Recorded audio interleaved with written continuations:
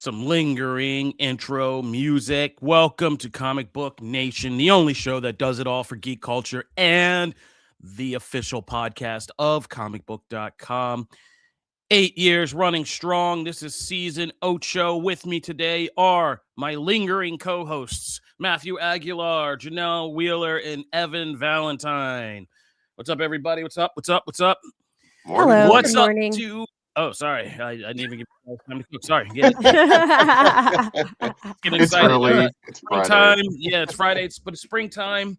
And we're getting into the stretch of real content hitting again. We've had a busy week. We have a lot to talk about.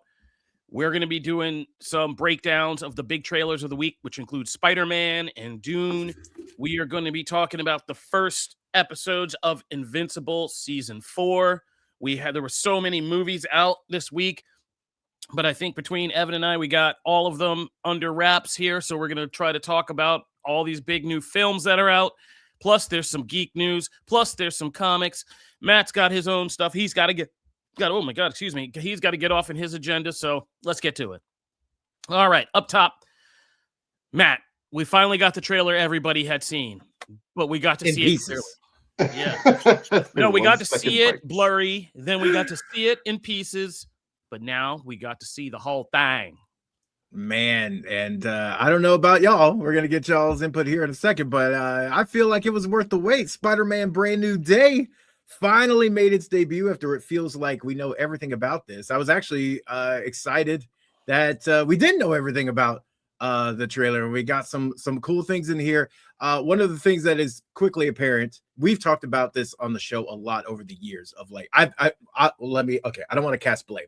I'll blame myself. I'm the one who's been railing on the fact that like, hey, we don't have like a real Spider-Man classic Spider-Man movie yet. We've had Spider-Man and his friends because it's like Tony Stark or it's Nick Fury and all these other people take attention away. And even the best one, No Way Home, is like other Spider-Man too. Like it's never just been like Tom Holland and his Spider-Man having a classic Spider-Man movie. And we have finally arrived. This trailer is quintessential, stepped out of the comic books Spider-Man, hard on his luck as Peter Parker sitting on washers, washing his costume. And then also the like success that comes with being a high-profile superhero, all the cameos. This feels like very much like a New York, classic Marvel, New York City. I loved this. Like this was the trailer and it feels like the movie I've been waiting for as a Spider-Man fan for a long time. How did y'all feel? Like did it hit that note for you? Am I off base?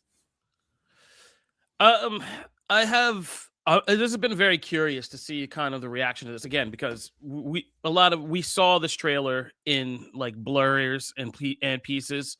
So even though it's just set a record for trailer views, it also the actual reaction is not as new and immediate. I feel like people were kind of settled in. They just got a clear look, and I don't think it transformed anybody's opinion that much from the leaks that they saw. So what I will say is when you see this all in like 4K and HD and stuff, like, yeah, this looks like one of the most beautiful Spider-Man movies already that we've gotten. People also forget because they didn't know anything about Dustin Daniel Cretton before he did like Shang-Chi, but he was killing it on like the indie circuit, making like indie drama films. And like this looks like it has those elements of everything he learned from Shang-Chi, with everything. I mean, this whole roadside thing, as impressive as it is, like with the armored cars and stuff, you could see a lot of the same lessons from like the bus sequence in Shang-Chi and shooting cameras in these kind of like thin, tight environments, all these things.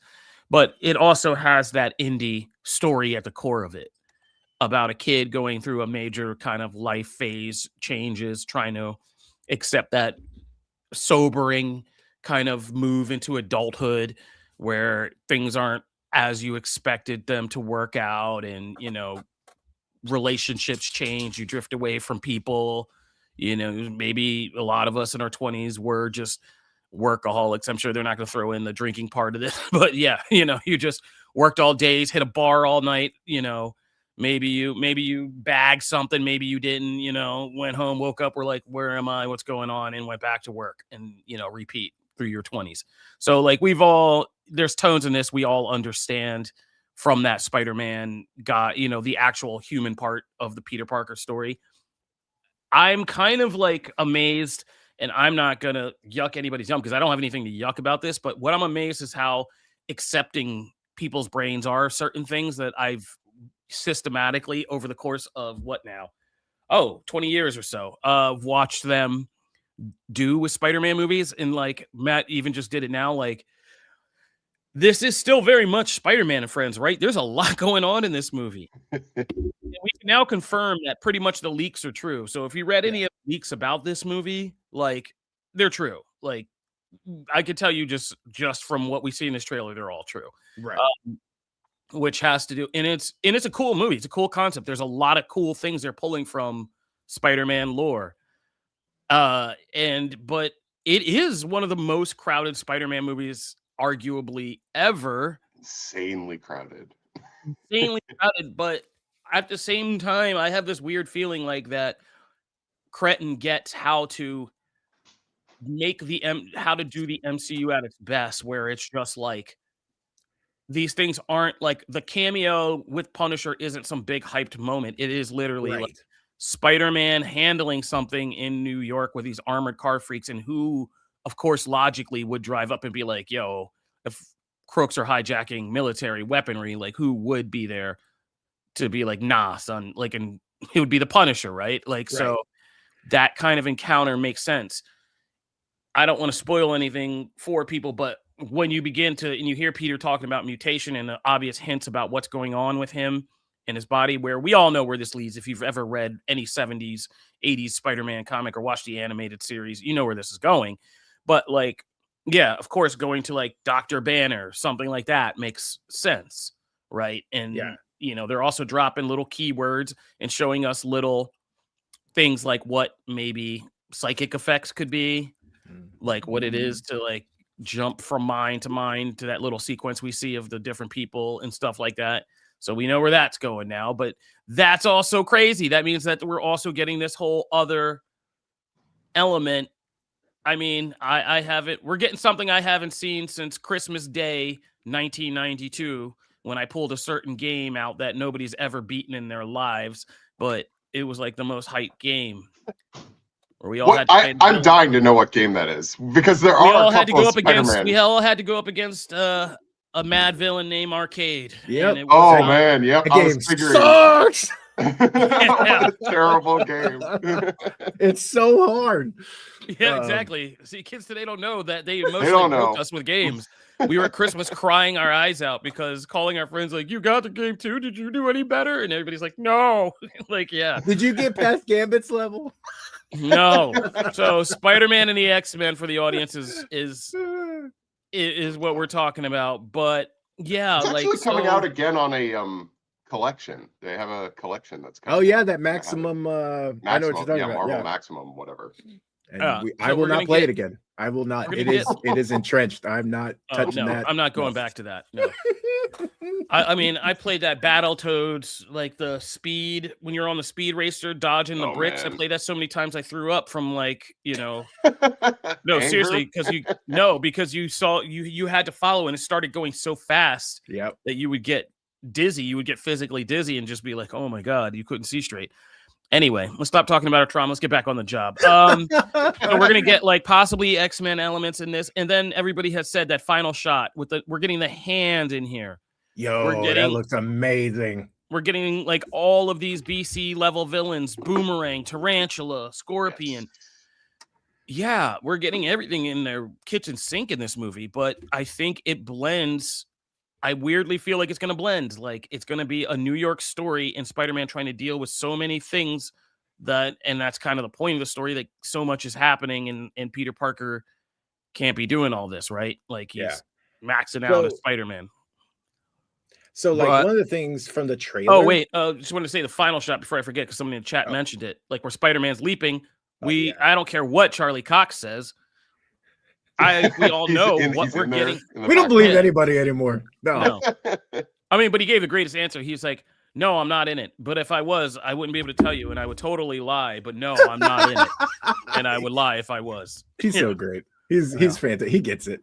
He gets it totally. Yeah, so we know Matt Murdock, Daredevil's in this too, right? Like, we know that. So there's going to be a lot. But it's just funny to hear people, like, they're selling it in a way that people are just kind of buying it, right? Well, like, but I think we've seen something happen, though. Like, okay, so we had the same discussion all throughout Superman. And what did Superman end up doing?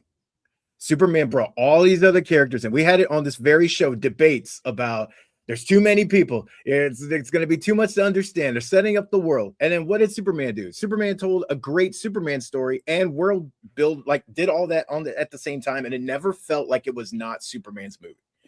I have, even from the trailer, this trailer feels more Spider-Man than any of the past films, because even those trailers felt like other people's films with Spider-Man in them. They did not feel Homecoming. And you go back and you go Far From Home, and like they still all felt like, oh, Tom Holland Spider-Man's in this, but it's not really his movie.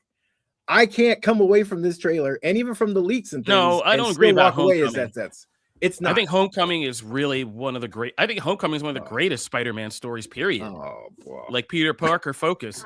Dude, that moment where he has to either put on the mask or walk in the dance is like one of the greatest culminations in like that's a great scene. And that scene with Michael Keaton is one of the greatest 100% monologues of I will give you one of the greatest scenes in Spider-Man history, but that movie as a whole still no. It's a Spider-Man and Iron Man movie.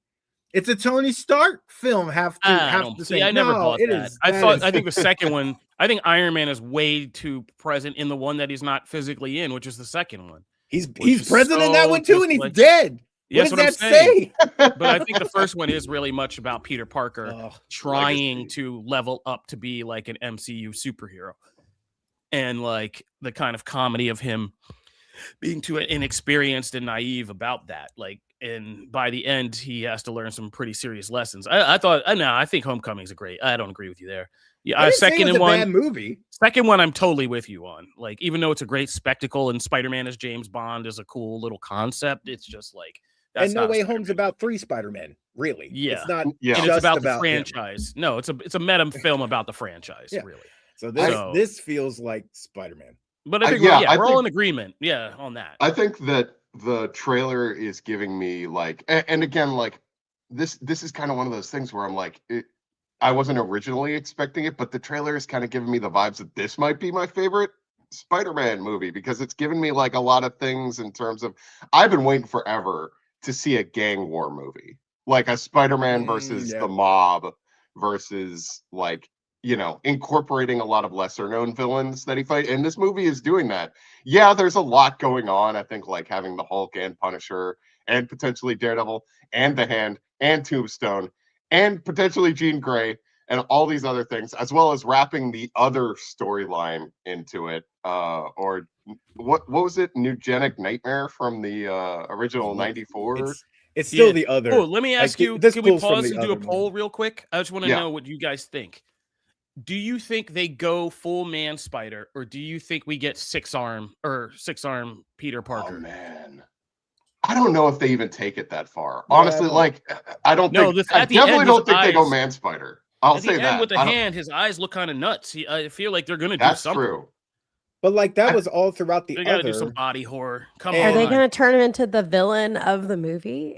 No, it's like a That is- werewolf thing. Man Spider is just like Peter Parker. It's a Look, Hulk I out. would- Like, Yeah, I would but love the like, is spider Hulk totems and to Punisher come gonna back, have but to they like? ooh, that could be like Stop where him? Hulk Ooh, and that'd be- Punisher that'd come be in. insane. Yeah, that'd be kind of cool. Because if he werewolves, I mean, again, that because see, damn it, it makes sense. Like if he werewolves out, then who would be Who's there gonna to help stop him? The Hulk. Yeah. Yeah, like- because this is like quintessential 90s Spider-Man comics when he would literally roam through the city and you Yeah. would pass somebody because it's New York. Like 90% of the heroes in the Marvel universe live here. It's True. ridiculous that like you wouldn't pass somebody or he wouldn't go to, you know, again, like before, like we even saw in like you know, in the Avengers movies, right? Like Doctor Strange is like a fixture. If you have anything that's weird, you would go to Doctor Strange. If you have anything that's like sciency, who would you go to? You would go to Hulk. Street level stuff, you'd go to Daredevil. Like you're gonna run into these people, and I just think, especially with the what is it, a 4-year time gap? It's a 4-year, 4-year time Yeah, gap. that's a long time. That's a long time to be And in the it's- city, you know, on your own. Yeah, it's also the caveat that nobody knows Peter Parker anymore, but everybody knows Spider-Man. So like all of these other heroes now know Spider-Man, and so that's his social life is just the mask side of things. And then like we see him like he's isolated. But all right, I think we all like the trailer. I mean, I'm not even gonna get into the wilder things that like the multiverse of it all that's also involved in this movie.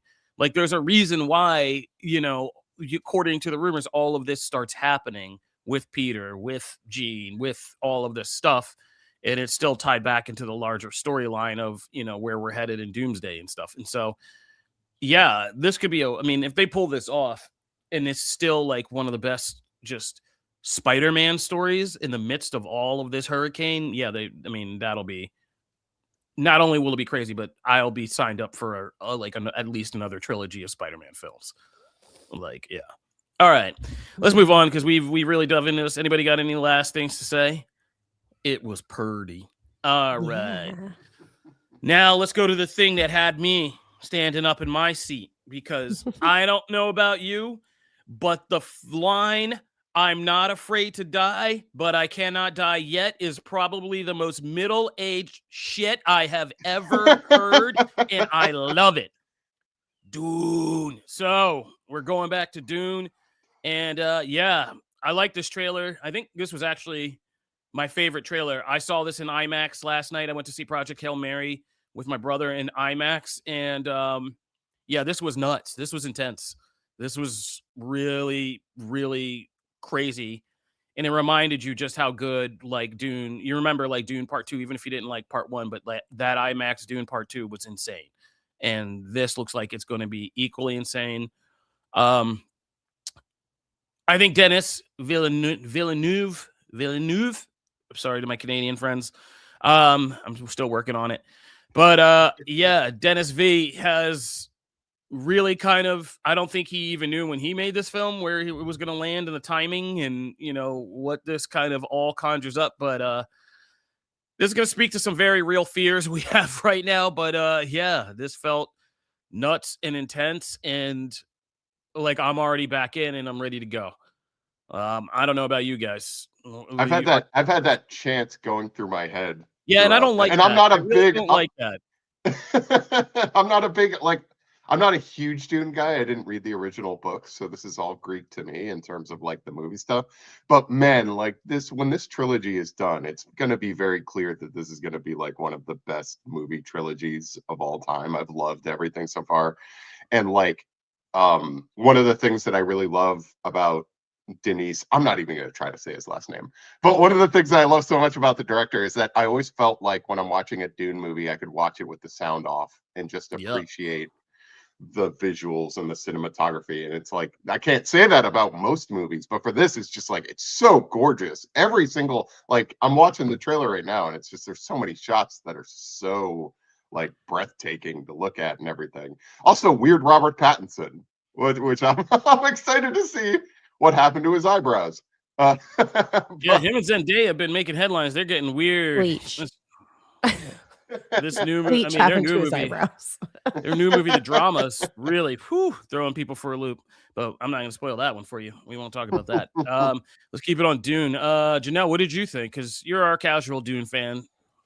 Yeah, I mean, absolutely stunning. Like, this is gorgeous. If this was like the first trailer I ever saw of Dune, I would be all in. I have no idea what it's about, and I can't even remember the first one, but I know that it's going to be great just based on what it looks like, the cast, like the soundtrack, everything's fire. I just hope that I can follow. I know there's like, these are really deep reads, like these have a lot of information and lore and stuff. So I think in the first film, I was a little confused, but not like horribly. I was just like, okay, I need to like search a few things to make sure I'm knowing like who's related to who and what way and like things like that. So obviously, I mean, if you're a super fan and you know these really, really well, this is going to be amazing. But for someone like me, I need to probably like rewatch the first film, do a little like recap on some YouTube, like peeps giving me the lowdown so that I can really enjoy it. Because I have no idea what just happened. Go on Comicbook.com. One of their most enduring articles is my Dune Part 1 and Part 2 explained. I just kind of lay it all out. I chop it into kind of order. Oh, that's tell great. you everything, tell you the premise, and then tell you what happens in both films. It's people. Oh my still God, read there's it every already been single two. Yeah, there's already. I'm saying Each was one. You're 4 hours right. long. Oh my God, you're right. Hilarious. Oh geez. Yeah, this is Like Dune Part 3. In case you don't know where we are, Janelle. I This is kept Dune Part 3. complaining that Zendaya doesn't have any role. Like, what is she doing? And I really feel like in this one, we're gonna get more of her, no, which makes me so happy. No, she had a role in the second one for sure. But this, it's going to be interesting because I'm with Evan that the first film is very much an impressionist film. Like you could watch the first Dune with the sound off, and it is pretty much the same experience. Because you hear things, but like, it's hard for you to kind of grasp who's who and what's what and like what's going on. Things happen and you don't know why. Like when that hunter drone's coming for Paul Atreides, you don't really know. Because you would have to take so much time to tell people the lore of, the Ben Gesserit, their chosen one. There's 5 different names for the chosen one, depending on if you're talking to the Fremen or the Ben Gesserit or whoever. But, all of that stuff is very kind of murky in the first one. It becomes much clearer and easier in the second one where you realize, okay, super dude Messiah, are the people going to accept him or not? Can he save the planet or not? It's a much kind of simpler premise. The third one is kind of still a simple premise, but it also begins to incorporate so much more of the Dune lore. And I can see why you're looking at some of this trailer and being like, what the hell is going on? But like, how is Jason Momoa back? Like all this stuff. We begin to get into the deeper lore of Dune that the first 2 films didn't even touch. Like we didn't talk about the Spacing Guild and the Navigators or Ben Felix or Thilu or whatever they're called. The geneticists and what they can make and, enhanced humans, Golas, which are just, physical copies of dead people that are empty shells, but you can have, almost like a robotic reminder of your loved one if you wanted to have them still around, like, or just the impression of them. So like there's all this stuff that we're going to have to get into. And I am super curious about what happens when people start to get into this crazier Dune lore. I mean, we only scratched the surface with like Paul's sister being aware of things in the womb and talking to him in the second film and it being Anya Taylor-Joy and her seeing the future and the prescient visions. Like this stuff is what this third film is all about. I mean, it's based on a book called Dune Messiah. So it's going to be nuts. And it's all about kind of like, and it's also going to be a Last Jedi. And I don't think people are prepared for that part of it either.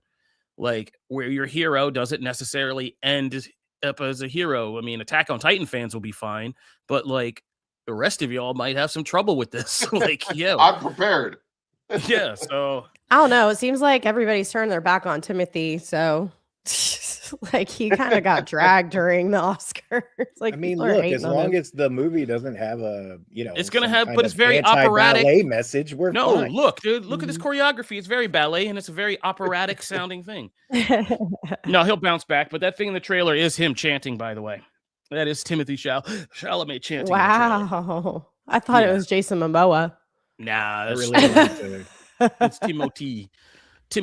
But yeah, I mean, it looks. I'm there. And Oh, yeah. look, but here's the real question. Let's put a pin in this for a second.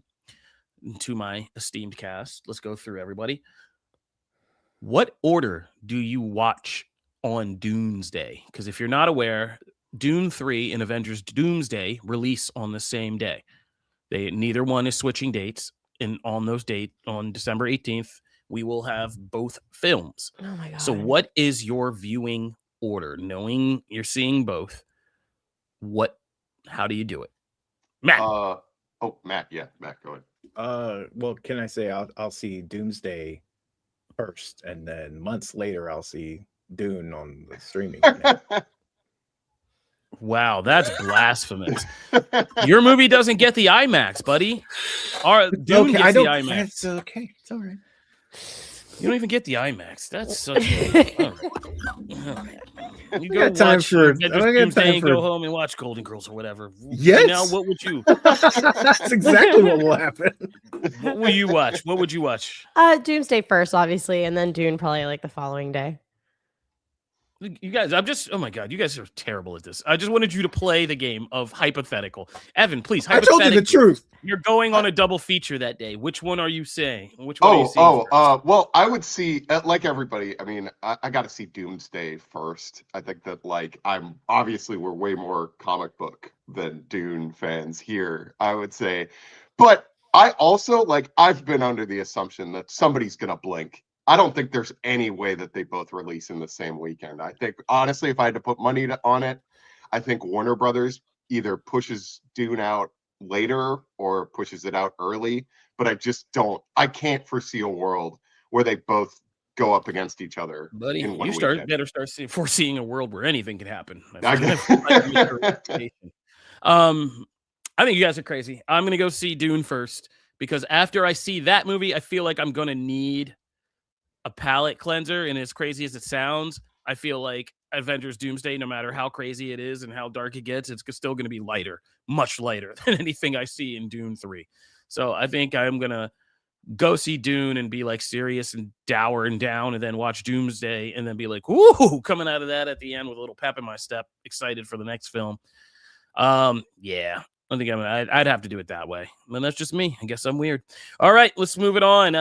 Evan, we got some news everybody had been kind of getting giddy about, and we didn't know what it was going to be, if it was going to be anything or a nothing burger, but it turned out to be something. I was really thinking that this was going to be a nothing burger, because I was super burned by The Expanse having a reunion where they were like, oh, we're going to do something big. And it was just a panel for like a podcast. And I was like, oh, man, how are you going to tear out my heart like that? But luckily, this is not the case with Firefly. Firefly is coming back after so long away as an animated series. The original cast is all coming back for it. I'm super excited about this.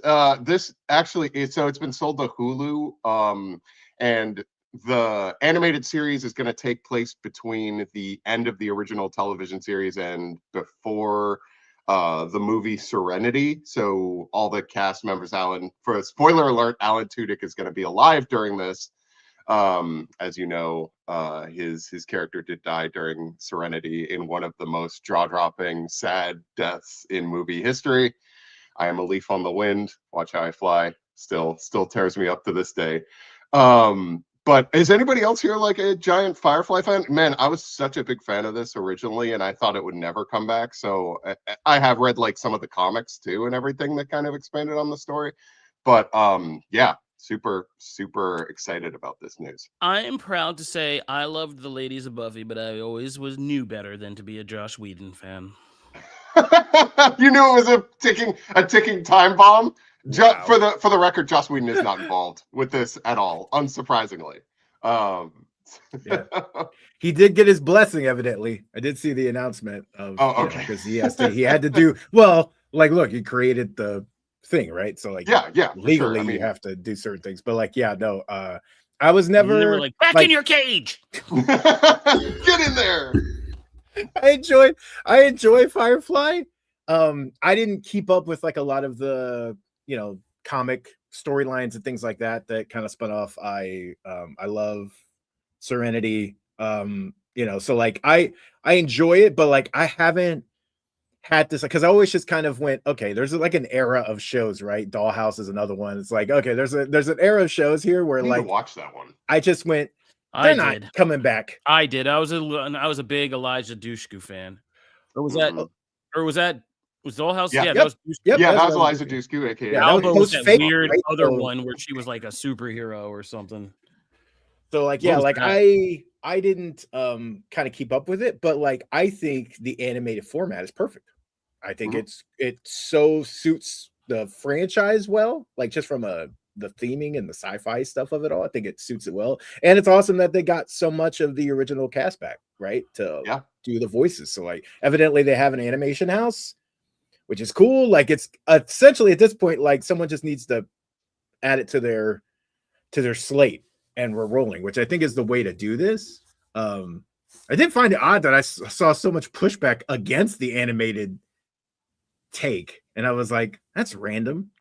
What did you That's think? I weird. don't know. That's Like, the what did you best think way was to gonna do happen? it. Yeah, it was Okay, weird. can we just talk about, F. James Cameron, like putting Jessica Alba What a in a load, 2000 okay? show? Just out of Putting like nowhere. this is crazy as hell. Putting her in a 2000 show and calling it Dark Angel. That Oh, is that's just right. that is Man, I was like, so where is this coming from? Okay, yeah, Dark Angel. I totally remember that. That's funny. that's wow. And calling Jessica Alba Dark Angel is hilarious. Oh man, 2000s. They were a different time. Let's get out of here. All right, let's keep it moving. So Firefly's coming back. All you brown coats can celebrate. That's never been my bag. I never got it. It was just like, okay, Joss Whedon. But let's talk real quick about the theatre. Well, what time is it? Let's take a break. We'll come back. We're going to talk about what we saw in the theater, what we saw on TV, what we read in comics. Stay tuned.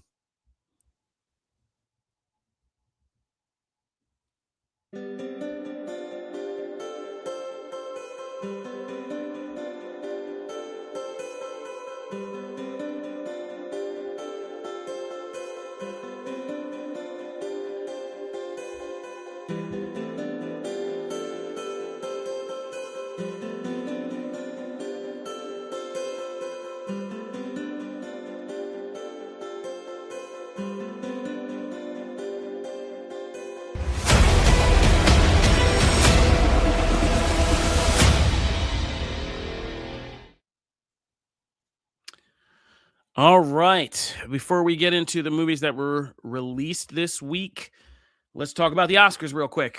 How'd you guys feel about the Oscars? Everybody happy? Everybody go home? I know Sinners didn't win Best Picture or Best Director, but it got a Best Original Screenplay. Michael B. for Ryan Coogler. Michael B. Jordan got Best Actor. What did you guys think about the outcome? What did you guys think, if anything, about the ceremony itself? We're not going to spend too long on this, but we are going to take a couple minutes for Cinema Nation. Mm. Go ahead. Yeah, Evan. Oh yeah. Well, to start, I'm such a huge Conan O'Brien fan. I love Conan. And if it were up to me, he would host the Oscars for the rest of his life, just like at the end where he did that parody of One Battle After Another. If it were up to me, I think Sinners should have won Best Picture. I really enjoyed it way more than One Battle After Another, but I'm not too torn up about it because I'm really so thrilled that Michael B. Jordan won for Best Actor because that he did such an amazing job in that as the twins. And I think that and Ryan Coogler still won for Best Original Script for it. So and I also honestly I would I'm a huge K-pop Demon Hunters fan, but I do think Lied to Me probably edged out Golden for me anyway. And so Matt is giving a thumbs down. But ultimately, like I was pretty okay with it. It's like One Battle After Another is still a really excellent movie. I really did dig that movie overall. So like it kind of numbs the pain a little bit. But ultimately, like, yeah, if it were up to me, Sinners should have probably swept everything. Although I will also say, shout out to them giving the supporting actress for Amy Madigan for Weapons. She did such a good job. And like the horror genre kind of gets overlooked a lot in the Oscars. So seeing her win for portraying a witch who is hundreds of years old was just so fantastic to see, because I really loved Weapons and she did such a good job in that. So like ultimately, yeah, it's like I wish Sinners would have kind of won a few more awards, but ultimately I was still kind of pretty satisfied with it overall. Yeah, I'm of a similar sentiment. I didn't mind P.T. Anderson winning Best Director, even though I thought Ryan Coogler could have swept that as well. But I understand P.T. Anderson's. I mean, he has been one of my top directors for decades now, so it's not. I'm never mad at that. Like, I'm low key a big P.T. Anderson fan, always have been. But yeah, I think Sinners should have won Best Picture. I think that Sinners really just was the better picture. I think as good as technically and enjoyable as One Battle After Another is, I think it is kind of muddled in its messaging and kind of arguably problematic in certain places, whereas Sinners, I think, tells a much better, complete story culturally. And I think there's a lot of funny things that have to do with like culture and cultural understanding that we're going to always be, that Sinners kind of raised, that I'm happy that it was raised, and then I'm happy about, you know, it being kind of pointed out where things that are meant for like a specific people or culture can, do you fully interpret them if you're not of that culture? Like, is it fully speaking to you in certain ways? Who are the judging bodies of this all? This, I think, did more. The whole Sinners, One Battle After Another debate did more to kind of educate people about what really goes on in Hollywood. I think more people have said the name Jay Penske this year than I've ever heard anybody speak. So much so that I'm willing to say it. Jay. And if you don't know who that is, you should probably take some time and, like, again, go on TikTok if that's your deal, or do traditional research if that's your deal. But you should know who that is, and how much influence that one person has over everything nearly in Hollywood, from the voting to the awards to the media. And I think it's still funny, as we've been talking on like Black Twitter and stuff, just to watch the continued spin of things like Slate coming out, Slate magazine. I've always hated you, Slate magazine. Let me just say that. We were on voting boards. Shots No, I was fired. on a voting board. I was on a voting board with Slate people in our old New York critics group, and I never understood why you're here, Slate. But I need a Joe congrats Budden to you. shots button.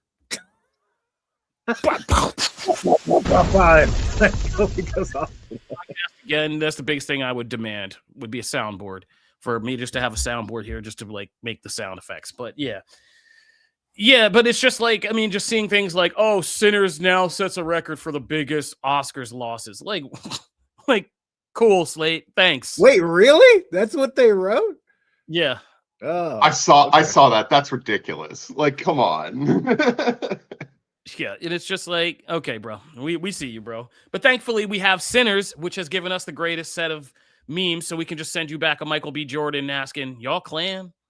And like, we can just hit you with all kinds of Sinners memes, and that's what we're gonna do. But again, I don't think cinema lost this year in any kind of sense, right? Like, we had horror winning major categories at the Oscars with Weapons and Sinners.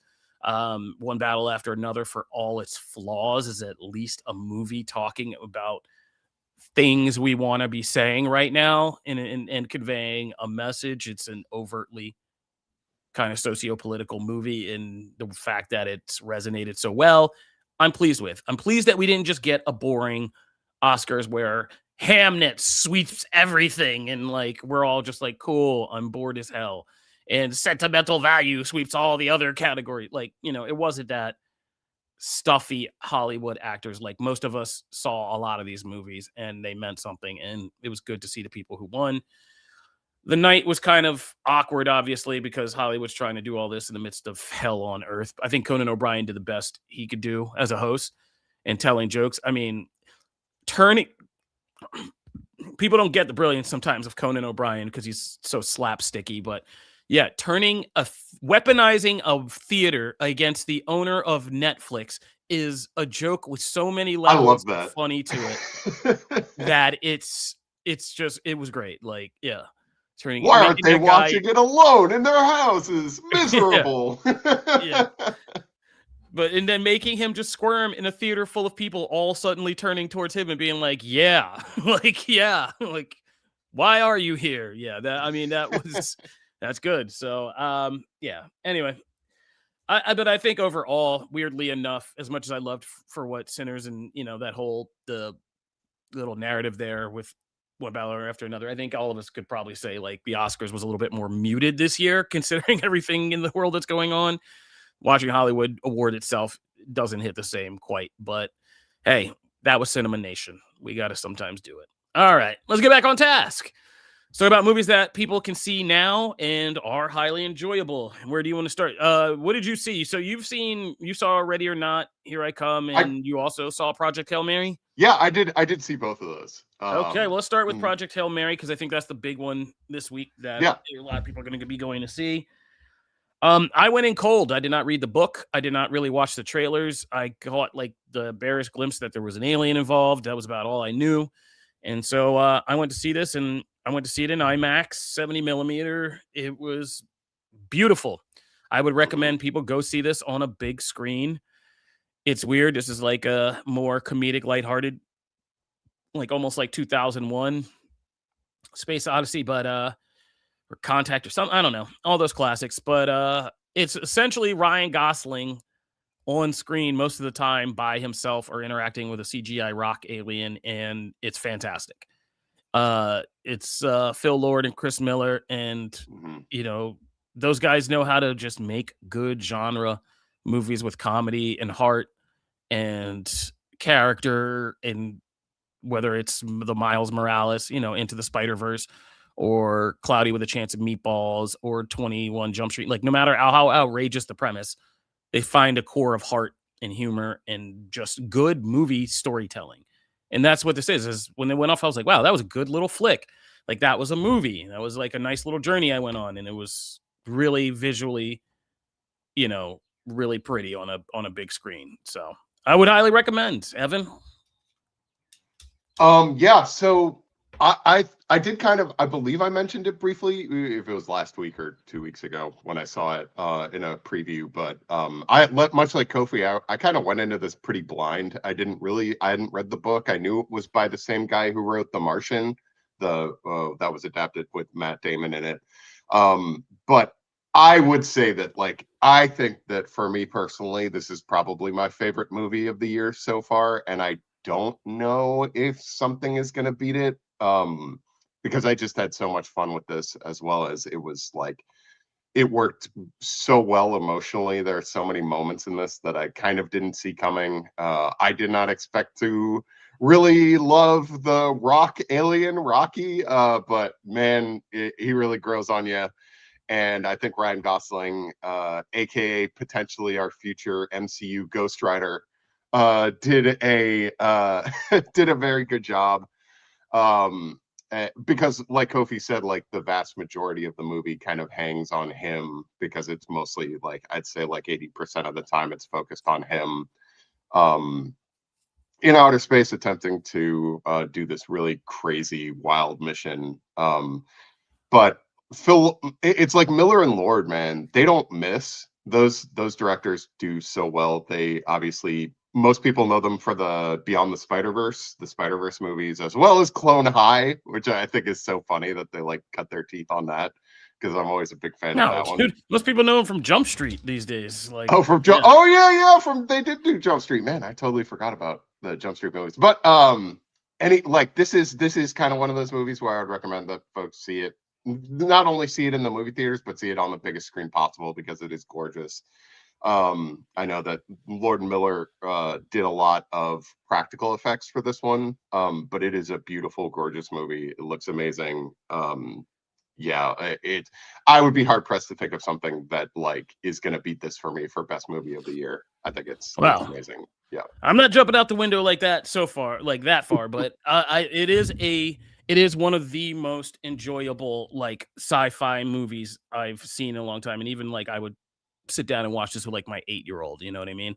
Like even for the darkest parts of it, it's not too crazy. This is like, so it reminds me almost of like old school Amblin kind of stuff, like in terms of being intense and scary at times, but very also lighthearted, hopeful, funny, and just about like, you know, overcoming things and stuff like that. And a good character story. Yeah. And it is very well told the way it chops up between like past and present. It's almost novel-esque that way, but it is 2 hours and 30 minutes, I will say, but it not too bad. it's not too bad because like it takes its time to kind of get you there, and it starts, like I said, it's jumping between past and present so much that it doesn't ever feel overly long. So perfect for And streaming. Perfect for nah, I wouldn't. You should go to the bathroom. No, you guys are all just turning into isolated weirdos. I don't condone any of it. Hey, if you'll come babysit, I will 100%. I got go. 2 kids. I've had 2 kids. This Can you whole time. recommend babies? You also have your parents living nearby. One set of aging parents? Yeah, I don't think it is what you think it is. I feel like you gotta this make is your becoming time. one battle or another. This is Yeah. we're getting There's into But no if battle really, if you have implies any that the other babysitter side- recommendations, let me know. You just gotta take strangers and say, "Hey, get some." Stop form writing of stuff, ID. Slate. I just feel like it Get a was DNA sample. Get a stranger, and just hope their psychosis is light, and just come back and just be like, take this.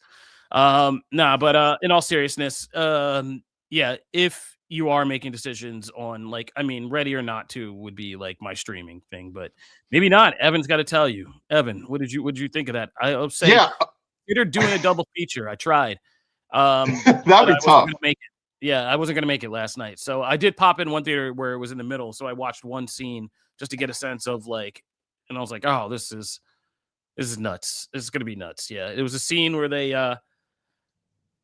where there was an attempted marriage proposal that didn't go so right. Okay, I know where you're I know what scene you're talking about. Yeah.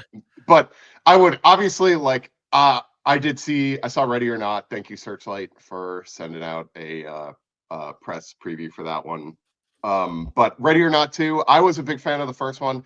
I'm such a big fan of Samara Weaving.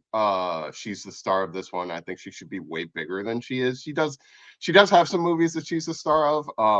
I would say like I would recommend if folks want a really fun horror movie that's like a perfect kind of B movie, watch The Babysitter on Netflix. She's the star of that one. I can't recommend that movie enough. It's so much fun.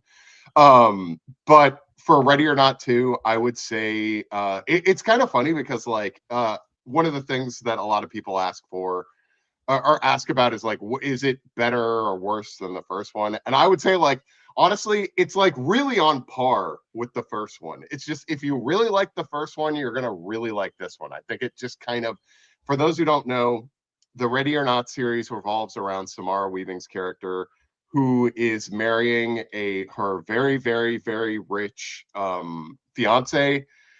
She comes to discover that her fiance's family are all devil worshipping Illuminati, who all have to hunt her as part of the wedding ceremony throughout the night.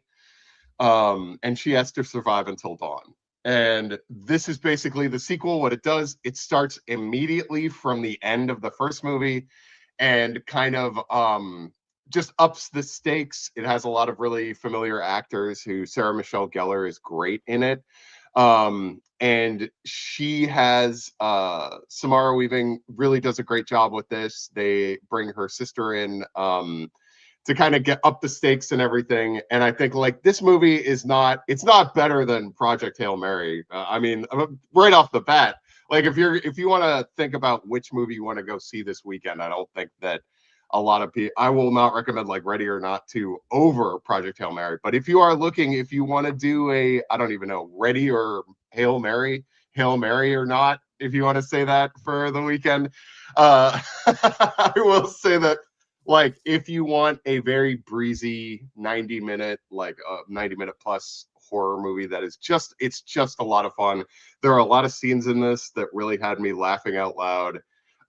This is like I love that it's you hard just called horror breezy, and like to Evan, you're amazing. Like well, I Janelle, love that so much. Janelle, I'm very desensitized to horror at this point, so it's like it doesn't really freak me out as Easy much. breezy Easy murdering. breezy, beautiful cover girl. I think I think that So great. Ready or Not to it is a lot of fun. There's one shot at the end that I thought was so badass that like I thought was such a great, just like a character smoking a cigarette in a very badass way. But like I would say, like if you are a horror fan, if you are looking for a very breezy, very quick, like this is something where I would also say, like if you want to wait until it's streaming, I think that's totally fine. I don't think it's necessarily something where it's like go see it in the theaters immediately. Like no, this is one that you can totally watch at home, and you don't necessarily have to see it on the biggest screen possible. It's just a lot of fun. It's kind of one of those ratings where I'd give it like a solid B. But it just works with what the first movie kind of presented, and kind of just goes in that same track. There's a lot of really fun kills in this one. There is a lot of really funny scenes. So yeah, if you're a big horror fan, if you really love the first Ready or Not, I would say that. I did see in the comments, Brywood said like it talked about Undertone and said it was creepy, and we talked about it last week. I would also recommend this is a great year for horror movies in general. Undertone, very different horror movie, but yeah, you can also go. I would say recommend you can wait for that one until it hits streaming or whatnot. But yeah, that's it for Ready or Not 2 for me. All right, there it is. Ready or Not, here we come. So let's talk about what is going on TV, which was the return of Invincible this week. I had forgotten this was happening. I forget we're getting hit. It's like Invincible, Daredevil, boom, boom, boom, boom, boom. Things are going to be hitting all throughout summer. But Invincible season 4 is here. And, since we're getting these quicker, I was still like up on a lot. But even so, this show is so dense. I watched the recap and was like, oh, right. All of that did happen. Like, that was crazy by the end of last season.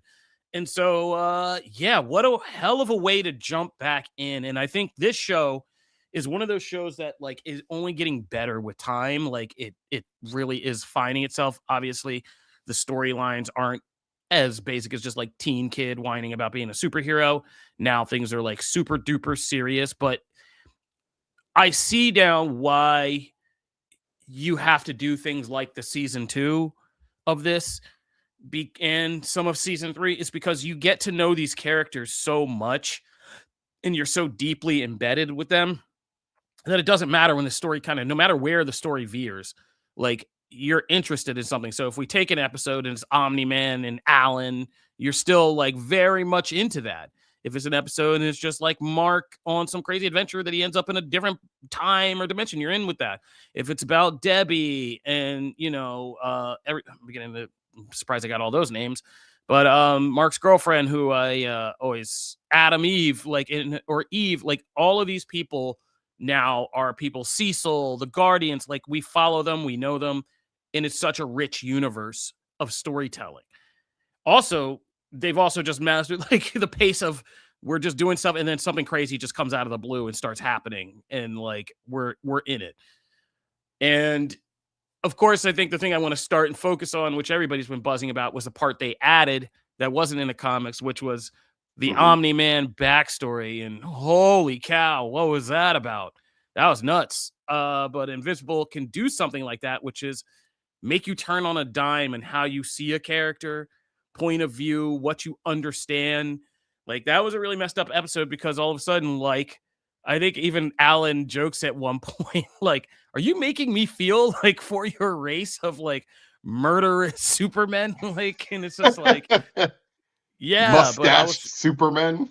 Yeah, and it's just like, yeah, but that episode is just chilling and haunting and like horrible. But yeah, I can't believe. But Invincible's now, like I put it in our show notes, is this the GOAT of adult animation? Like this is one of the best adult animated series I've ever watched, you know, on either side of the American to anime side. Like, it's just very compelling. And there were a lot of times I either cheered, was genuinely scared, or was just like geeking out because I saw Battle Beast or something, you know. Hey.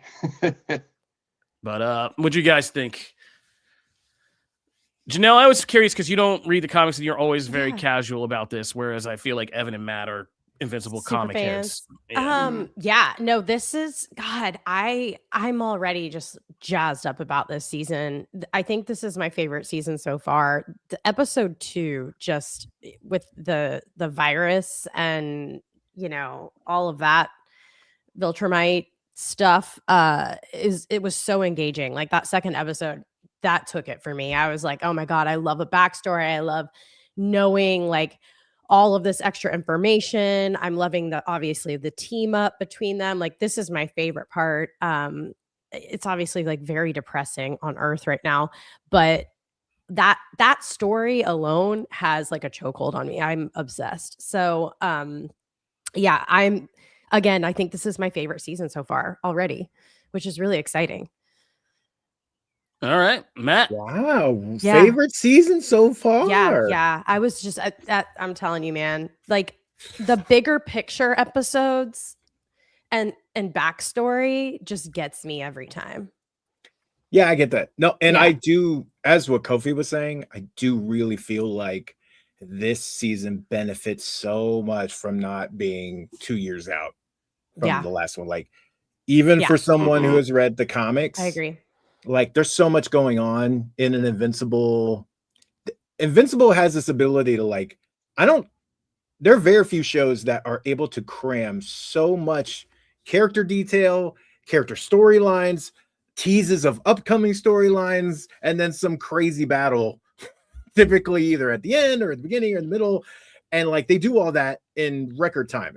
It's every Invincible episode I feel like is so incredibly dense, not in a bad way either. They're Just chonky, like man. they 45 yeah, minutes like you, straight if you chonky. miss one, you miss so much So much. of what like happens. So like I thought, number one, that was still fresh in my mind from last season. I didn't even have to do like like an onboarding, which I typically do after these like year-long waits or plus or whatever of like, okay, what happened in the finale? Where are we at? And I just thought they hit the ground running. There's all the meaty character stuff. Like this is one of those few things where like people can just have conversations and you're just as riveted as if someone's getting their spine ripped out or whatever.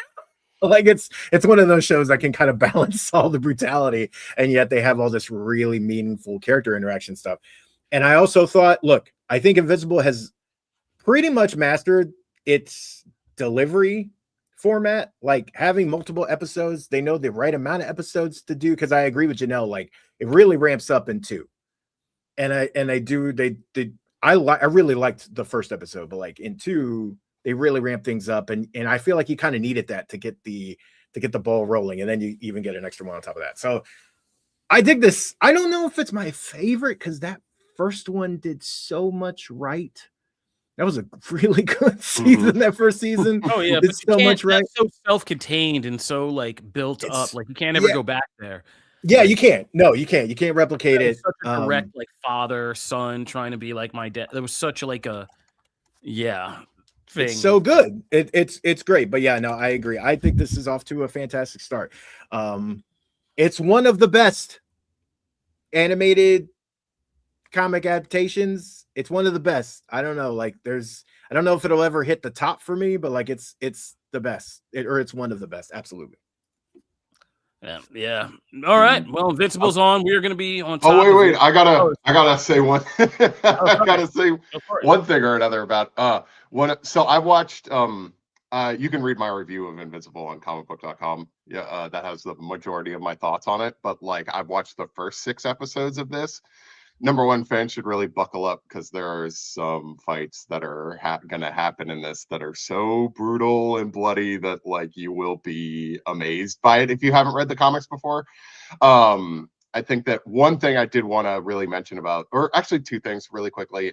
Number one, I love how they are presenting the idea of Mark having to struggle with like killing people, because that's always something that's been a big comic book trope, which is effectively, is Batman going to kill the Joker? Should Spider-Man kill Carnage? Is Superman should Superman kill General Zod and his followers and stuff like that? But I think that the way that like Robert Kirkman presented this in the comics and presented it here is so infectious in terms of like they present a lot of like, really difficult to, the Sequid stuff and the how Mark has to handle that, like the way like he doesn't have enough time and he has to make this really tough decision in a split second, and how he kind of feels after like the conquest stuff and the Well, and it's all even of the deeper. Like that's why I love the show. It's because he's been to timelines. He's seen yeah he's what seen, and happens. he Yeah. kind of has to walk that line and everything. And it's like, his friends are getting really nervous because they've seen like they've had to fight multiple evil Invincibles in the past. And they're like, is Mark kind of losing it and stuff like that? I will say, like, I will say one of the things that I think as a comic book fan, and I'd love to hear Matt's thoughts on this and Kofi, your thoughts on it.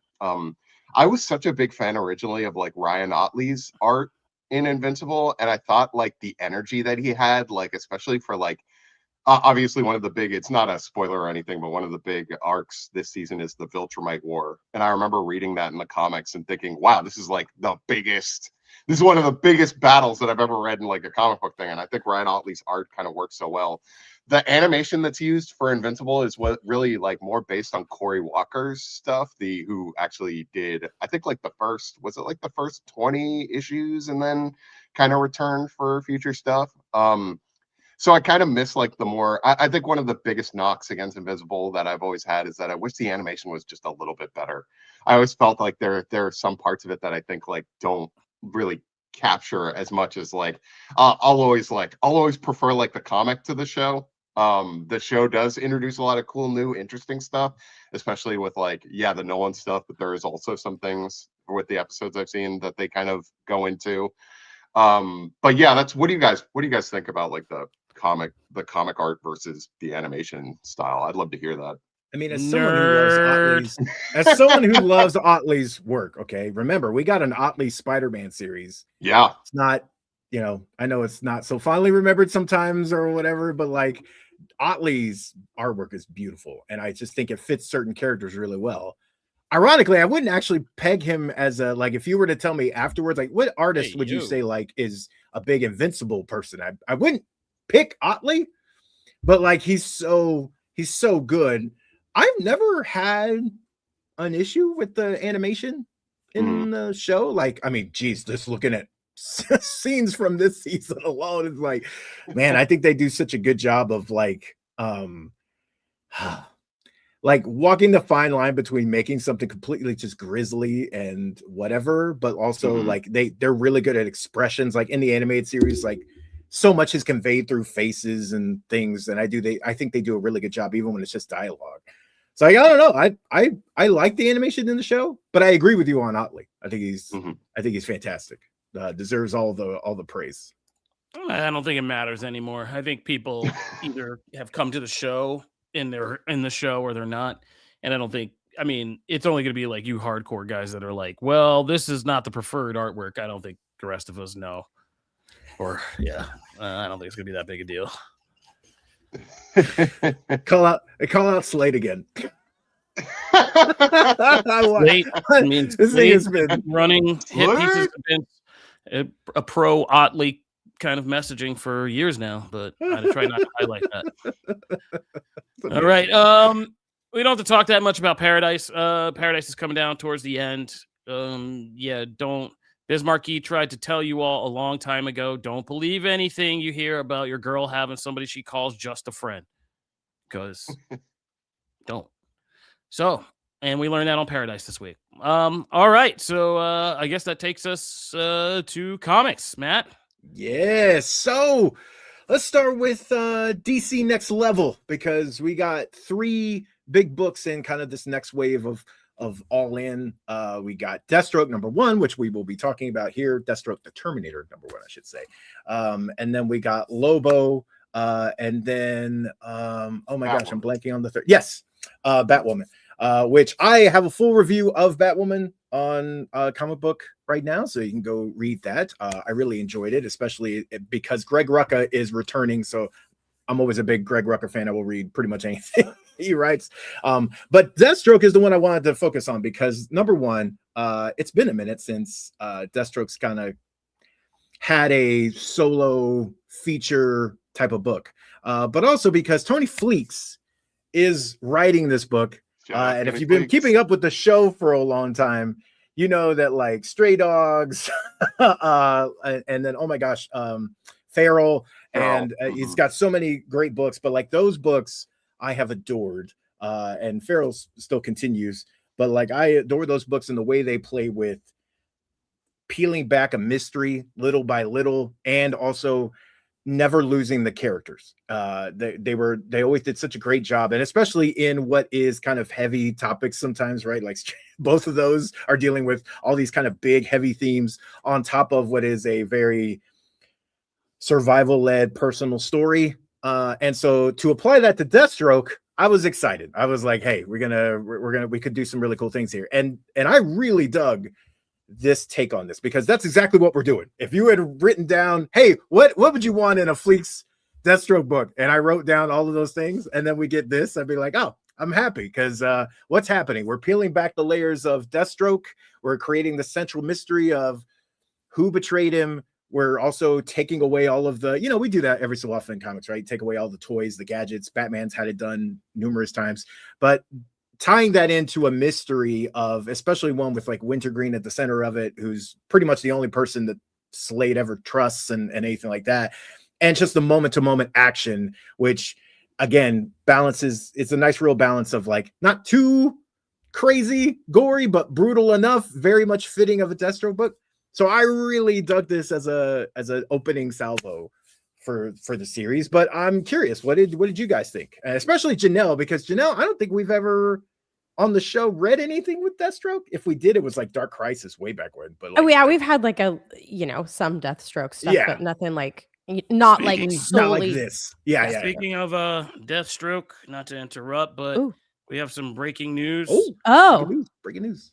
Chuck Norris died. Oh. No. Oh man. I thought I was going to be happy news about Deathstroke. No, Chuck Norris, I mean, we knew yesterday. I said we probably were going to have to prepare an obit, and it turned out to be correct. Chuck Norris has passed away at 86. 86. Acting, martial arts, fitness icon, Chuck Norris. So he was 86. The man lived a life and was active and pretty much looking pretty good for an 86-year-old up until the end. Really good for an 86-year-old. Really good. Yeah. We know the resume, the films, just the persona, the cultural impact, the Chuck Norris list, all of the things. I mean, the man was, when we say icon, like there are a few that are like it, and that's another part of our kind of formative years. I know some of the younger generation listening to this are probably like, who? Googling right now. They but better like, not. they will be. They don't know who Chuck Norris is. But, at least we got one last ride with Chuck in like the Expendables franchise where he showed up again.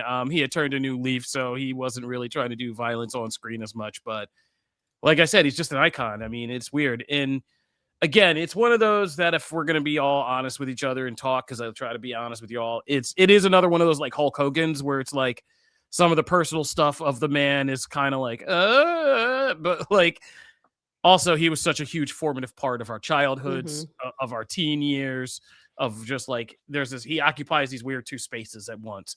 So I'm going to focus on the positive parts. And yeah, it was Chuck Norris that helped this Western hemisphere become much more focused and obsessed with like martial arts and martial arts cinema and things like that. And yeah, that was invaluable. So R.I.P. to Chuck Norris. Anybody else want to say anything? Any personal kind of attachments, memories to Chuck Norris? Sidekicks was, I remember watching Sidekicks as a kid. Was that him and Devin Sawa or whatever? But Yeah, no, and I also really I love the Conan O'Brien Walker Texas Ranger skits. Those are always so funny. I mean, those were the main ways I remember Chuck Norris. But yeah, R.I.P. man. That's Yeah, Walker Texas Ranger. That was the mhm. show. Though I That mean, I grew up was, with that show. yeah, that was my favorite. Like, that was I love that show. Like, I'll Dad still show. watch it. Yeah, If it pops up on TV and I'm like, I'll still watch it. it's a That prototypical was, dad show right there. it Yeah, really that's is. a That is really, what's it called? A geezer feature? yeah, that is the epitome of a dad show. And I still do. I'll watch those. You know, I'm a sucker for that series and everything. But yeah, RIP. Look, there's always a person behind these things, and so you know, I'm sending out thoughts to his family. Yeah, shout out to all of Chuck Norris's family, friends, fans, supporters, everybody who benefit from any of his charities. Shout out to everybody. Yeah, that's a big loss. It's another big icon. We've been losing some icons lately, and that's another big one. All right, so back to comics, I guess. Deathstroke, strokes of death. Yes. So Janelle, what did you think about? I'm You read good. this comic, yeah. So you read this comic. What are your thoughts? Yeah. Okay. Well, I thought this was really fun and very intriguing, and it's really interesting to see Deathstroke in the later stages of life and them like kind of making plays on it, like, oh, great, Silver Fox and things like Yeah. that. It's kind of, it's definitely totally different. And yeah, sorry, I'm a little thrown. I Understand. actually really liked this. I was looking forward to hopefully reading something absolute, and I'm not mad that I read this. Well, that's good. Yes, like I enjoyed it.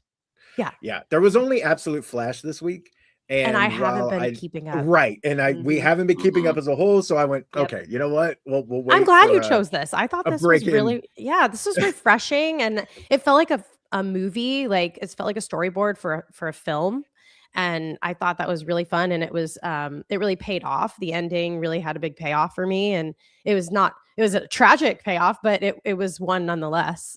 Because the whole time I was going, okay, who is this going to be? Who is this going to be? Who is this going to be? Yeah. Obviously, I'm not going to spoil, but yeah, it was good. It's very good. And also Carmine and Ivan's artwork is stunning. Oh. I loved this artwork. that was great. That's one of the best parts for me, man. Yeah, That was it's really amazing. gorgeous. What did you think? I thought, yeah, I mean, number one, shout out Tony Fleeks. It's great to see him. It's great because I've hung out with him a couple times at cons and stuff. So it's really great to see him continue to kind of blow up. Because much like Matt, I love Feral, I love Stray Dogs. Those were great, interesting premises and it also like relies a lot. I think like Tony probably could have drew this as well. I think. Yeah. All right, because he is a really good artist. A little more on the cartoony side and stuff, but like, yeah, I was really interested to read. I'm glad we were able to talk about this one, because I'm not like a huge Deathstroke guy. It's not something where like I've read. I know he's had a couple of like ongoing series in the past and mini series and stuff like that. I think for me, he's kind of always worked more as like the number one Teen Titans villain kind of role. But so it's interesting the way that I feel that you kind of present a Deathstroke comic is you make it big and loud, and he's like explosions, people dying, all that. He works kind of as this big force, a guy who can fight the Teen Titans and fight the Justice League by himself. Well, how do you like present a good challenge to the man who can use 100% of his brain? Yeah, he's got access to all of it, baby. All of his brain. But He yeah, is limitless. It's limitless. Yeah, no, it's a good opening salvo. I think that this works. I think like in light of because this line's, what's it called again? Next level. Yeah. Next level. Yeah, I thought that like the Lobo book, because I read all of like, yes, Batwoman. Oh my God, Greg Rucka coming back. I'll always read that. He did such a good. That artwork is beautiful in the Batwoman. He is that character. Like that character is his at this point. But like and the Lobo stuff, I thought, kind of glad we picked Deathstroke versus Lobo because, you know, as good as the art was in Lobo, I thought it kind of, you know, here and there. But that being said, I did really like this opening issue of Deathstroke. I thought it checked all the boxes that it needed to. So yeah. Kofi? I think it was a good kind of reset for Deathstroke. It kind of Slade's one of those characters like Carnage where like it starts out simple, but like over time the lore gets so crazy with like different kind of mysticisms or upgrades, or Deathstroke becoming like, by the time, what was that event that he was just like running villains against the Titans and stuff? Dark Crisis. Dark Crisis. Yeah, it was one of those crises, darks or something, metals. I don't know.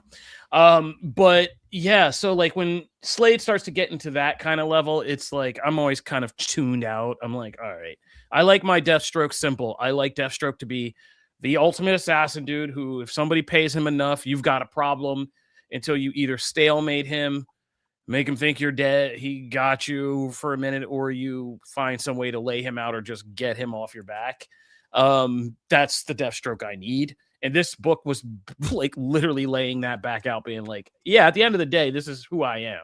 And like, this is what I do. And like, oh, quiet, I'm not doing anything sneaky. I need to promo my own business. And I like that whole thing, like the kind of in a social media world. He's like, nah, man, screw that. I need to promo. Like, we're cutting a promo here.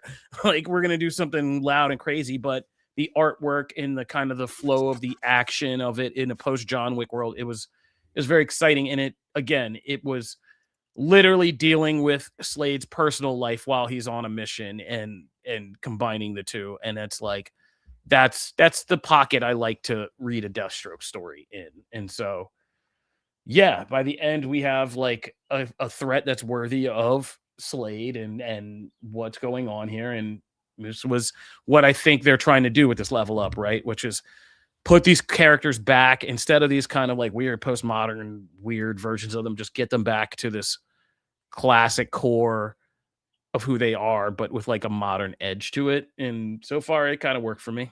I'm in. I didn't read Lobo though, or Batwoman yet, so I got to read those. I haven't read Lobo yet either, so I need to. That's on my list. So next question. So I screwed up, and I did not get Janelle the book we're about to talk about. So I will not spoil the ending. Oh, thank you. Because I don't. So let's not spoil the ending because there's like stuff that happens at the end of that. Or I can just run away if you want. Okay, that's if you need to. Totally get it. It's perfect time. I did not get Janelle this point. This can totally have a moment because Evan was pumped about this, and I don't want to like mess this up. So I will. All we have left is Matt's agenda, anyways. I'm gonna like. Wow, that's rude. But you better send it to me. I'm gonna need you to send it to me. This is my punishment. All we have is Matt's agenda. Pish tosh. Well, I usually I'm competing with you now for these unboxings, so I have to film one. I'm excited. Okay, so enjoy. Please send it to me. I'm going to read it, and then I'll tell you what I think next week. Okay, sounds good. Awesome. Right. Okay, yay. Yeah, so that's on me. My fault. Did not get her that book, and she did remind me twice. So the book we are going to be talking about though is The Ultimates, number 22, and we're not, again, we can go into spoilers now if we want to at the towards the end, but one thing that is not spoilery really, because it's kind of been in all the promotional stuff and everything, is this is a Captain America versus Red Skull built story, but as the Ultimate Universe is wont to do, there's a twist, and the twist is that Bucky Barnes is Red Skull, but we still have questions, and that's why like this book is pretty much dealing with, this is a very flashback heavy book, kind of giving you all of the little in-between moments that have happened up till now and revealing someone's path is very different from Captain America's path, yet we still keep some of the kind of tried and true things of Bucky's origin story and things. So like this is very much flipping that on its head, and how on earth does Bucky become Red Skull? And this book obviously answers that. Here's the thing. I love this. Before we even get to the ending part, I love this, how in the fact that Denise Camp like the storytelling here is just immaculate. I love how we go and we define someone's differing path and how Bucky has how would you get here? And I thought all of those, I didn't think they did a thing of like, okay, we're just doing shock value.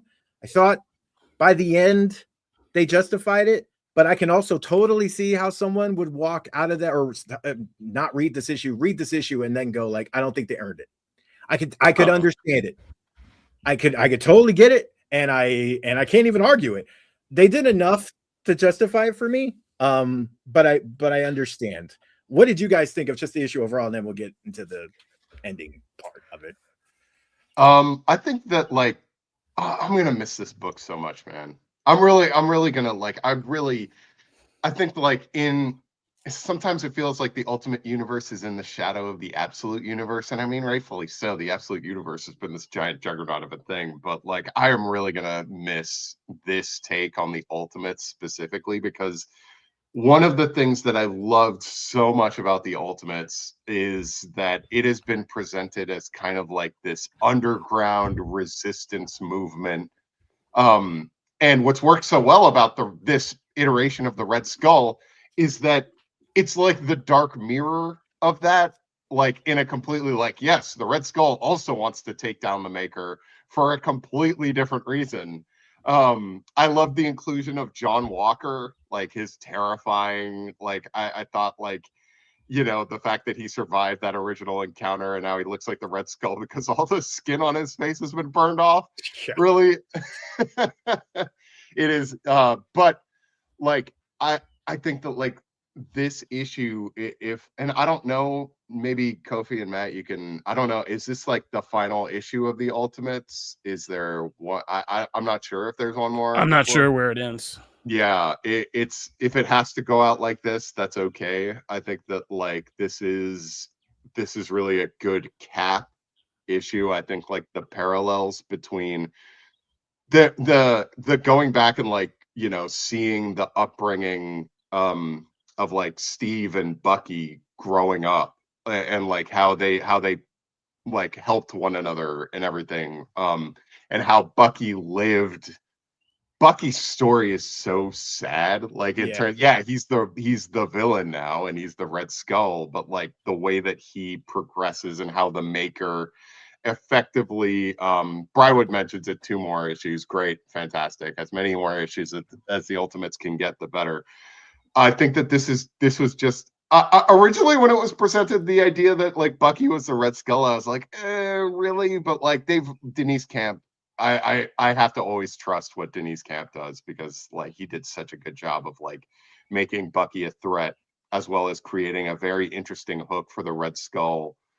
Ta-Nehisi Coates, I would recommend his run on Captain America, because he kind of takes somewhat of a similar approach to Johann Schmidt, where it's the Red Skull creates something of an uprising in the modern day and everything. But like, I feel like this version kind of takes that idea and like upgrades it a little bit. But yeah, I really, without going into we'll talk a little bit about the final like moments of this issue, but I think like, yeah, I will miss the Ultimate Universe so much. I keep crossing my fingers that Marvel's gonna pull a Psych and like immediately go, we're bringing back all the books, and like, yeah, Hickman isn't there, but we're gonna like create this new boy, man. I hope they don't do that, because then I'll just be mad, because then they just screwed it all up for nothing. Like, because then they screwed with their own timeline, and like, I mean, you know, Denise has said in an interview that you can read on Comic Book, actually, but like has, you know, said like they didn't have to change too much around, right, when it was kind of announced, or when they kind of made the decision to end the Ultimate Universe, but like there were changes made. They did have to make some changes, and you know, they were thinking like that, we're hoping that the series would continue on, so like he was planting things for future. So like there is an amount of like this did have to be condensed to a point. I wonder if this had played out over the course of 3 issues, right, and you're able to build on those moments more and plant I wonder if it would have hit differently. I will address something in the comments though. Brightwood, I love you. You cannot compare this Jason Aaron's Avengers run. Okay, Jason Aaron. Oh, Jason no. Aaron. Jason Aaron's an amazing writer. Okay, dude writes Absolute Superman, which I adore, Mhm. and also, I mean, geez, there's so many other books. But like, and the Teenage Mutant Ninja Turtles run's fantastic. Like, he's writing so many. That said, that Avengers series, man, what a flame out. Not Man, him, just in the expectations I had compared to like what happened. Not him. He's not a flame out. I'm just saying the story like kind of flamed out for me. Just like, man, I did not. Really quickly on that, man, that run of Avengers, it was such a mistake to build up Caveman Avengers for like 800 issues. We get it, man. They're cavemen and they're Avengers, but like, and they were awesome, but then they did nothing with them. They did nothing. So much buildup for no payoff. Crazy. Calm down, nerds. I don't want to hear anything from you. You are the biggest nerd in here. You're just nerd on things. But I'm not yelling right now. But I'm not yelling right now. Get you started on Star Wars and Dune, and it'll be here for 2 years. Now, I'll get a soapbox out. But what did you think, Kofi? What did you think? I thought this was a very good kind of veteran story and like kind of story about service, and that's a great way. And low key, kind of that's what it's about. It's about the kind of disillusionment of fighting for this American ideal and tracing it from World War II to kind of like today, and Bucky being a metaphor. Like Steve the difference is Steve's gotten to be like frozen. He's gotten to skip. He's gotten to preserve himself as this idealist. And then this is kind of like the weird, if Biggie and Tupac had lived kind of question. Like, right.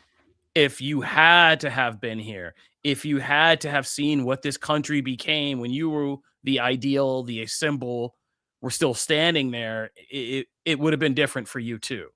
And as you said, the dark reflection and the pathway of brothers and things like that is a very good theme in this issue. And it's very powerful that, and it leaves you on an ending which is kind of like questionable, like that is still questionable. Like you don't know what the outcome of that is.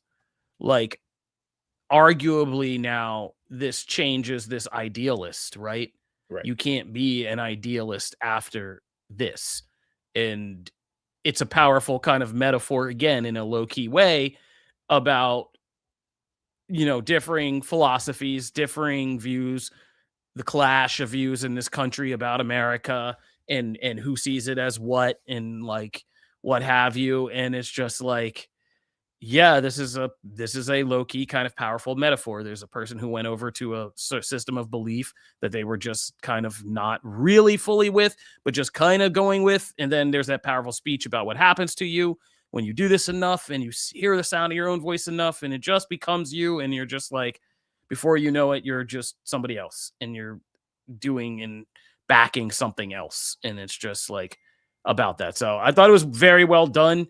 The ending is obviously a comic book kind of shock ending, but again, it's about what happens after that I'm kind of curious. Like this is done for a reason, even if this is the last issue, it's done for one hell of a reason. It's like who is the Captain America that comes out of this, right? Like, so yeah, this is gonna be an issue I won't forget. I'll tell you that much.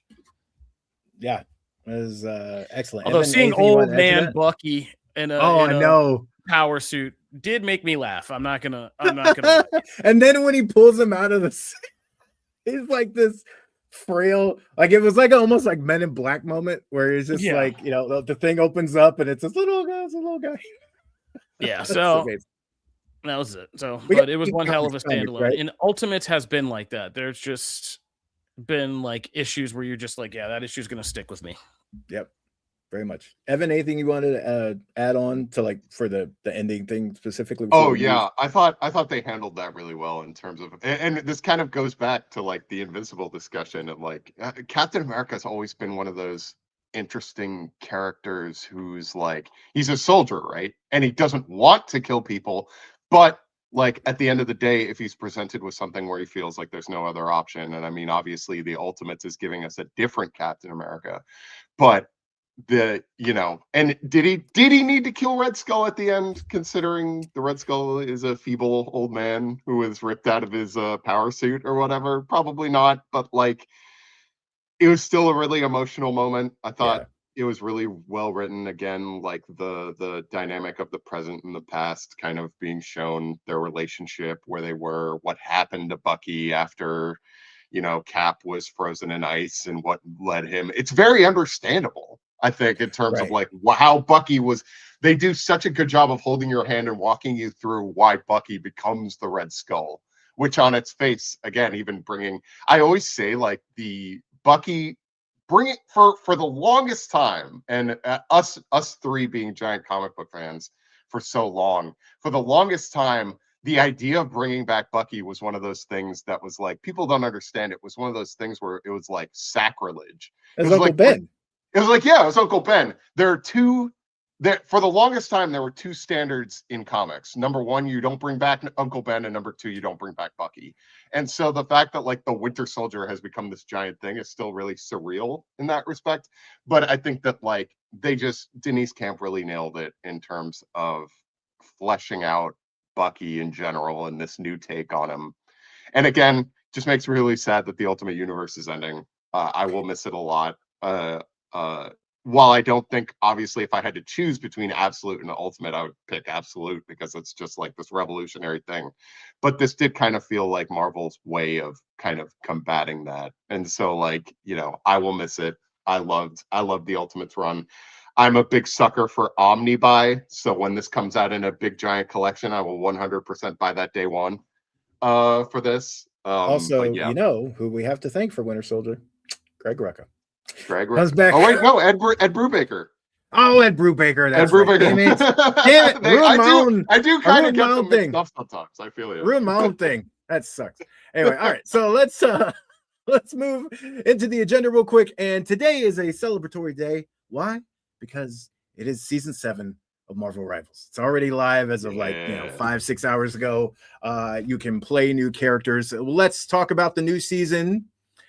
Because season 7 starts out with Marvel Rivals obviously does half seasons now. So like season 7, we're starting off with White Fox as our new character. But the season 7 trailer also reveals our season 7.5 new character, which will be Black Cat, which has been one of the kind of commonly leaked characters. So has White Fox, actually. Both of these characters have been rumored for like a year plus. And one of these days we'll actually get Cyclops because he has been rumored for even longer. Yes. One of these days he will hit. So Black Cat is going to be the hero of 7.5, but right now you can play as White Fox. Obviously there's going to be kind of a rollout over the next few weeks of new content. But some of the things that are available right now is obviously White Fox. We have the Tablet of Life and Time Battle Pass, which introduces like 10 new costumes that you can start to open up as you level up. We also have one of the other big key things is a new placement system in the multiplayer. So for those who play competitive multiplayer, it used to be placement in matches was tied to your team and their performance. Now it is tied to individual performance. So if you are continually kicking ass, but you feel like you are getting the shaft when it comes to placement, hey, this all changes.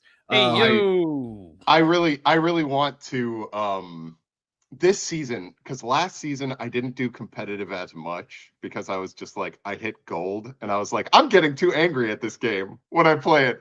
But this season I do really want to, I'll take deep breaths. I will play competitive. I do want to hit, man, I'd love to hit Grandmaster. I have hit Diamond is the highest I've gone. But I do really want to, hopefully, I do like kind of lean into strategists. I've liked everything. White Fox feels like a combination of Invisible Woman and Black Panther. Yeah, we're gonna get to her in a minute because they're gonna break her down completely. The other thing I wanted to say for competitive is that the other big addition is now you can ban 3 heroes per side as opposed to 2. So they are making changes for some of the, well, actually even middle tier, but also higher tier characters and things. You're in that space. They're trying to make that a little bit better, and I like that because it's tied to you individually now. White Fox is as Evan mentioned, is a strategist, which I love. You can always use more strategists. Same with Vanguards. You can always use more Vanguards. No more DPS. Put a moratorium on DPS. But here's the thing, though. Black Cat is probably going to be a DPS because I don't know how you make her a tank. Now, Matt, I'm gonna share a rumor that I've heard about it. There are a lot of people who are thinking that Black Cat is actually going to be a tank, and the reason for that is that in a Wanted poster, this is so weird, but in a Wanted poster that Marvel Rivals shared, they have her listed as being over 7 feet tall, and so like. What? I think that they could potentially like add some kind of weird power that she hasn't had before, like in the Spider-Man animated series. She already has a card that she's throwing. Like, what do you? Yeah. It's in the Spider-Man animated series. She, Felicia Hardy transforms into the Black Cat and gets bigger and stuff. So they might, but like that's just a rumor. I mean, look, they could do it. DPS. She's probably just going to be DPS. I don't. In the trailer, they look the same size, and she doesn't true. Grow or anything or expand. Like there's no like. I feel like there has to be some kind of theft element to it. Like she's got to be able to steal something from other players or something like that. And if you think like along the lines of like what Psylocke still does, you can give Black Cat a kit that like makes her a more stealth themed hero, but also like fun for DPS. Like I just can't see that character being anything else other than DPS. But who knows? Maybe she's a strategist too. I mean, they've done double seasons for things, right? And then we got Deadpool, who's a combination. Maybe you get a combo character, who knows, right? White Fox is interesting because she's, for strategists, it is great that her powers, like her core kind of healing ability, it bounces off of things and it bounces off of characters and it does damage to enemies as well as heals your allies, which is great. But she has a couple abilities in her kit that allow her to like instantly move near a teammate. So like she can actually kind of get really close to a teammate all of a sudden. It's almost like a teleport, and then she can heal them immediately. And then she's giving off this buff for those in the area. In fact, she has a couple because she has two forms. Her Kamiho form, which you see a little bit, is able to like also give out buffs. But there's also an attack element there. So she's constantly doing damage and healing her allies at the same time. They do a really good job, it seems like, of making her very versatile in her movement and how she gets near, because that's the biggest problem sometimes. Is like you see the little thing in the side chat that's like need healing, and you're like 2 miles that way. Yeah, there's no way I'm going to get to you in time. And that was the same thing for Grimm when like Thing got the buff where he can immediately teleport to somebody and give them armor. Like that was huge for him. I like that they've built that in. Well, are you guys, number one, are you guys still playing Rivals? What do you think about the new stuff? Yep. I like it. I think Deadpool was kind of a flop, but I think that Rogue has been a really great addition. That's like, I like the characters who can take damage and then reflect it back and mess with people. And if you use Rogue, like Rogue is a one-woman army. So there's been good new additions.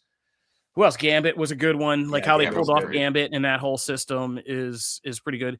I'm very interested. White Fox, I don't know enough about or care enough. A good strategy, getting different kinds of strategists, especially ones who can move effectively and are a good combination of attacking and healing, is good.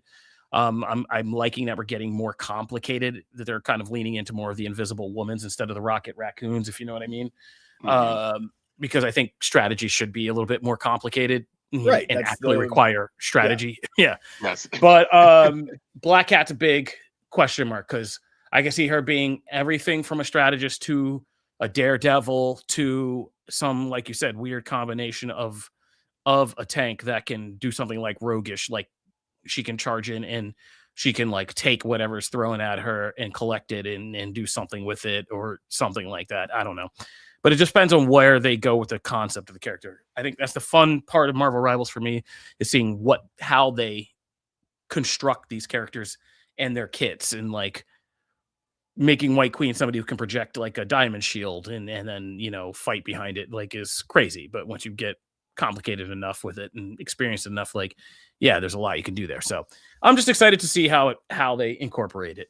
Yeah. And I like this game because it can keep going like this. We can just keep expanding into characters. And my thing, I still want we did a comic book forum. You should be on there. We're talking about this. I want the Thanos where you keep, as you fight, you keep gaining infinity gems as you do stuff. And then if you build it up, you just have this ultimate that just completely dusts everybody who's not in the base. I'm personally waiting, like in terms of like characters that I'm dying to see. I would say there's 3 that I really. Number one, I want Ghost Rider so bad. I want a Ghost Oh, Rider. yeah. I want Green Goblin. I think Green Goblin would make for like an amazing. That'd be fun if you got the That glider. would be super. Yeah, if cool. you get the glider, that's you get the huge. glider. Like another Human Torch the type glider and the character, pumpkin bombs and all that stuff. But also, I totally want Nightcrawler. I want to be able to teleport around the map and everything. I think that would be like super cool. He's He been could be really like, teleporting for a while. Yeah, he's that'd be a he's been different kinda- rumored for a minute. Yeah. That'd be a good strategist if he could also teleport allies. Like you can Yeah, move that would be allies around the awesome. map. So there's like Yeah. there's so many possibilities in terms of I'll never believe that. You know that there's been like a lot of rumors. Like one of them is that Paste Pot Pete is gonna be the Trasker is gonna be a character, and it's just like, oh, what?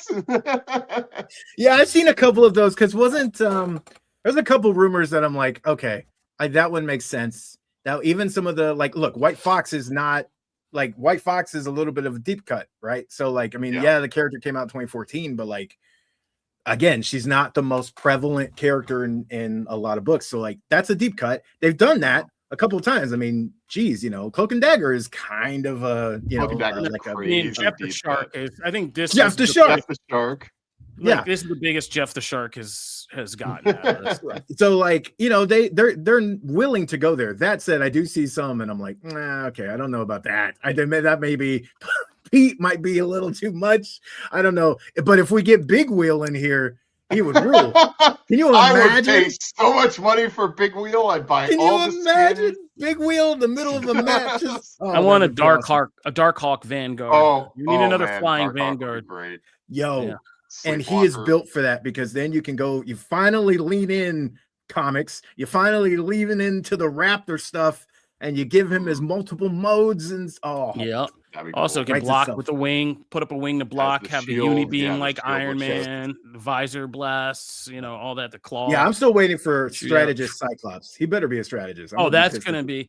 Oh, really? I want Vanguard Cyclops. I very much want Vanguard Cyclops. To be clear, Vanguard, I just I want mean, Cyclops, I but just- so I'll even I don't accept care a what he shows up duelist. as. I'll even accept a duelist Cyclops. However, I think Vanguard's interesting too, and I think strategist, like with his whole leadership thing and like the way he can use his optic blast, I just think, man, that he's also teased in the newest concept art. Also, Devil Dinosaur is teased, and I would love a Moon Girl and Devil Dinosaur. That would be cool because you could have Devil Dinosaur and Moon Girl, and they could she could ride on his back. I mean, you've already done the Penny Parker thing, right? So like you have that system in. So yeah, but anyway, No, that is Marvel Rivals. I would want Cyclops to be a Sniper Vanguard. Sniper Vanguard. You don't have one of those. Can you imagine Optic that? blast? Yeah, like he could set up. He has like a little shield. He's just like an optic, or he can bounce it. You can aim it like That'd be cool. and see I'd the love that. angles of it, and just kind of aim it through angles. That'd be crazy. They also got to do that 97 move that they pulled where he's doing where he runs and then he stops and like the blast stops him. There's that one scene in 97 where like the blast actually like helps him control where he lands. They gotta do that. Like you gotta. Oh no, everything moving has to be able to blast the ground and like launch yourself and like do all that. Boy, Vanguard, launch yourself in the air. If you could launch yourself up and then do like some kind of like scatter blast, that'd be nuts. I think you've sold me. You gotta play with that. Yeah. I think you sold me. Anyway, we're getting off the topic. We could be doing here. We're starting a Marvel Rivals podcast. We got to get out of here. We all gotta get all right, let's go. All right, we gotta go. This is anything else in the agenda? Is that it? That's it. That's good. All right, that's it for Comic Book Nation. We hung out a lot longer. Janelle, I think, abandoned us at some point. Yeah, she just left. She was like, nerds, I'm out of here. And so, yeah, we nerded out about Marvel Rivals because why not? It's a Friday. It's springtime. Everybody experience a movie. Go to the theater. Yep. There is something to see. I think you'll love your fellow human beings a little bit better if you see Project Hail Mary on a big screen. Yeah. Watch some horror. Come home. There's plenty to watch on TV. Invincible is back. One Piece is here. It's all good times right now. Pick up a comic. Play a video game. Enjoy yourselves. Enjoy life. Enjoy each other. We're a positivity podcast this year. We are Comic Book Nation. Make sure you also check out Comicbook.com. We have a lot of fun things on there and a lot of fun pieces we'd love for you guys to check out. Matt, Evan, thank you guys. We will see you next week. Peace. Peace.